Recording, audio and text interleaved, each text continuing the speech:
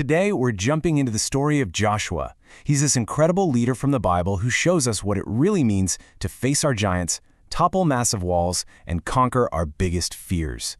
But here's the twist. It's not about our own strength. It's about having unshakable faith. All right, let's get into it. First off, let me ask you something. Just think about it for a second. What are you most afraid of? Is it something simple, like spiders or the dark? Or maybe it's deeper, like, what if I fail? Or what if I end up all alone? We've all got fears, right? It's just part of being human. And you know what? God knows this about us. He knew that in a world kind of broken by sin, there'd be a ton of stuff to be scared of. And that's exactly why, over and over, we're talking more than 300 times in the Bible, he gives us this message, do not be afraid. But how do you even do that? Well, that's where a guy named Joshua comes in. So here's our game plan. We're going to start by looking our fears in the eye. Then we'll meet Joshua, this amazing leader. We're going to march right into the famous Battle of Jericho, figure out how we can fight our own battles today, and wrap it all up by discovering how to find real courage through trust. Okay, so let's properly meet the hero of our story. After Moses, God needed a new leader to take his people into the Promised Land. And he didn't just pick anyone. He picked Joshua, and for some very specific reasons. You see, Joshua's strength wasn't just that he was a smart general. It was this whole package of qualities. First and foremost, he had the Spirit of God in him. But he also had a servant's heart. He learned from the best, his mentor, Moses, and he had the guts to believe in victory when pretty much everyone else saw a dead end. And through it all, he was humble.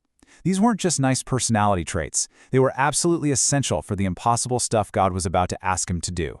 This one sentence pretty much sums up his entire life. It's like he drew a line in the sand and said, this is where I stand. No matter what you all decide to do, my family and I, we're with God. That rock-solid commitment was the battery pack for his strength. It was the foundation for everything. And get this, even his name pointed to his mission. The name Joshua literally means the Lord saves. So his very identity was a constant reminder that the victories weren't going to come from him. They were going to come from God working through him. All right, now for the main event, the showdown at Jericho. This was the very first massive hurdle standing between the Israelites and the Promised Land. And honestly, from a human point of view, it was a totally unwinnable fight. I mean, look at this. The city was a fortress. It was surrounded by these huge, thick stone walls. The Israelites had 0 siege engines, no battering rams. They had no way to break through. They were stuck.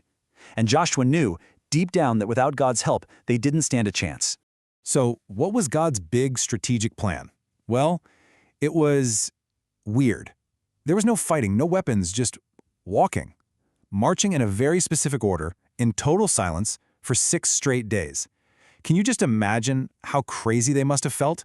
I mean, this plan took absolute radical trust that God knew what he was doing. So for 6 days, they did it. They just obeyed. Then on the 7th day, they marched 7 times around. And after all that walking, all that quiet, all that faith, it all came down to this: one single action. They let out one huge shout, and the walls, they collapsed. They didn't just crumble or get a hole in them. The Bible says they fell down flat. And this just perfectly shows the main point of the whole book of Joshua: the victory belongs to God. It was his power, not their battle plan, that won the day. Now that's an awesome story, right? But what does a battle from thousands of years ago have to do with us today? Well, everything, because every single one of us has our own Jericho, our own walls that just seem impossible to get past. The Bible is clear that we're all soldiers in a spiritual fight. Every day we face off against 3 main enemies: our own internal temptations that pull us off track, the pressure from the world around us to just fit in, and the lies that Satan whispers to make us doubt. Our battles don't always look like giant stone walls. Sometimes Jericho looks like the choice between what we want to do and what we should do. Or it looks like that pressure to go along with our friends, even when we know it's not right. So let's look at Emma. Her battle is internal, that classic struggle against fleshly desires. It's that pull to choose what feels good right now instead of what's actually important. Sure, watching the movie is easy, but it means falling behind on her responsibilities. Or here's Brandon. His battle is against the world. It's that external pressure, the fear of missing out or letting his friends down, pitting what's popular against his commitment to God. And then we have Jerry.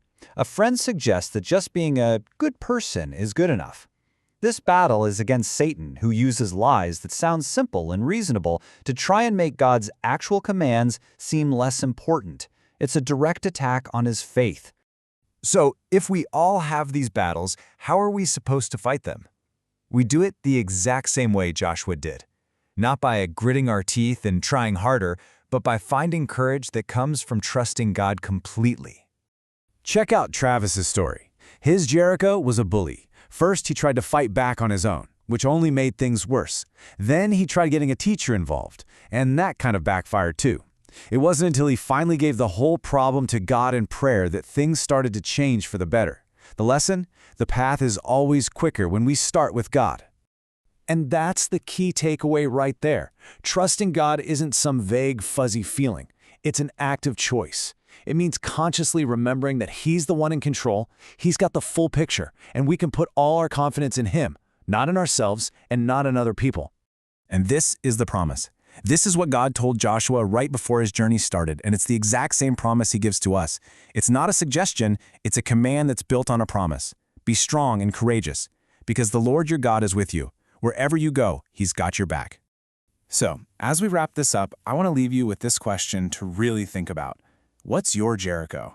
What are those seemingly impossible walls in your life that God is asking you to march up to? Not with fear, but with the kind of faith and courage that only comes from knowing He's right there with you.